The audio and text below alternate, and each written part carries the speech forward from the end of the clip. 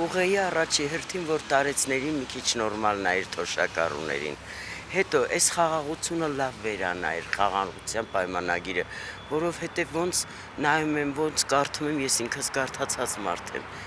Ինձ այս խաղաղությունը մի քիչ սառն ա թվում, ու երևի բոլոր ազգիս է այդպես թվում։ Չեք հավատում խաղաղության պայմանագրին։ Ոչ, անկեղծ եմ ասում, ոչ, որովհետև Ալիևը հեռու է մարդ լինելու տեսակետից, իսկ մեր ղեկավարությունը դա հաշվի չի առնում, ժողովրդի ոչ մի կապ, ոնց որ ասում է, լավ կլիներ, որ իրականություն լիներ մի խոսքով, բայց կասկած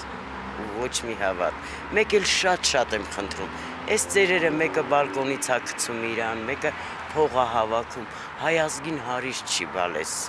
թոշակառուներին, մեղք են, այդքան թռիչքներ են կազմակերպում եւ այլը, դա իրանց գործն է, կարողանում են